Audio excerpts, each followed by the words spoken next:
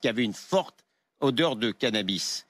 Les flics sont dans la NAS, et pendant un quart d'heure... C'est dans l'entrée de l'immeuble. Dans l'entrée de l'immeuble. Et oui. pendant un quart d'heure, Michel Zecler, qui a une force remarquable, il résiste, il se rebelle pendant un quart d'heure aux forces de police. D'accord ?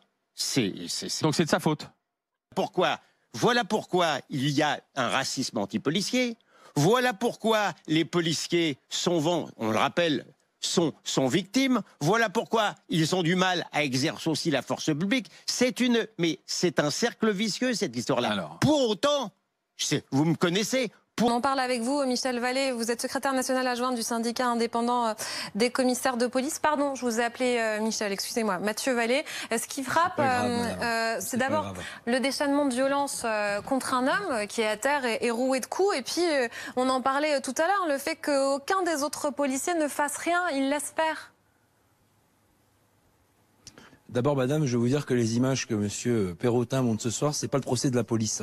C'est des policiers qui ont dérapé sur une action de police, avec effectivement des images violentes, mais elle traduit absolument pas les 150 000 policiers, femmes et hommes, qui à 24 heures sur 24, jour et nuit, sur le territoire national, servent la population. 3 millions d'interventions par an, durant lesquelles on n'a pas de difficulté. Donc là, je rappelle aussi à monsieur Perrotin, qui fait du buzz sur cette intervention, que les images, c'est pas lui qui les a obtenues, c'est la justice qui a extrait ces images de vidéosurveillance à l'intérieur de l'établissement. Mathieu Vallée, il s'agit de réagir à des images qui montrent des violences policières. Vous avez sans doute vu cette dernière vidéo. Alors comment vous réagissez? Expliquez-nous pourquoi personne ne fait rien autour. Alors justement, c'est pas des violences policières, c'est des violences illégitimes. Parce que violences policières, ça veut dire que ça soit organisé par le système de la police, ce qui n'est pas le cas. Donc quand il y a des elles sont commises par des policiers qui sont inacceptables, oui, mais ça s'appelle des violences illégitimes, puisque monsieur Perrotin parlait du droit pénal. Dans le droit pénal spécial qui régit la loi, c'est des violences illégitimes par des personnes dépositaires de l'autorité publique. Donc pourquoi les policiers ne font rien? Je sais pas, je suis pas sur place, madame. Il y a une enquête diligentée par la justice et moi je ne condamne pas parce que je suis pas magistrat. Dans la République française, les seules personnes habilitées à condamner sont la justice. En revanche, c'est des images choquantes et seul le juge souverain qui s'exprimera au nom du peuple français donnera sa condamnation si les collègues sont traduits devant la justice. Ça, c'est un premier point. En revanche, nous, on condamne uniquement les personnes qui veulent condamner nos collègues et qui veulent se substituer à la justice. Et quelque chose de très important que je veux dire ce soir, c'est qu'on en a marre aussi de la dignation à deux vitesses.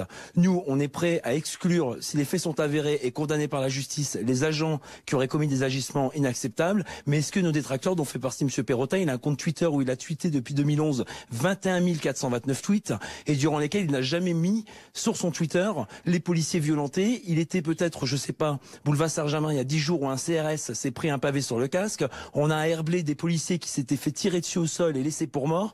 Toutes ces images-là, il les dénonce jamais, il en parle jamais. Et ce qui, lui aussi, s'indigne des policiers qui, tous les jours, sont violentés, sont agressés, voire tués sur la voie publique par des criminels et par des haineux de la police. Ça aussi, on aimerait bien les entendre. Nous, on s'est exprimé, mais on veut aussi entendre tous nos détracteurs qui, à longueur de journée, crachent sur notre institution. Et encore une fois, c'est pas le procès de la police, mais c'est comme ça que la majorité des policiers le ressentent. Il y a eu des comportements individuels qui sont effectivement inacceptables, mais pour autant, si c'est quelqu'un qui doit les condamner, c'est à la justice de le faire, parce que moi je crois à la justice démocratique de mon pays.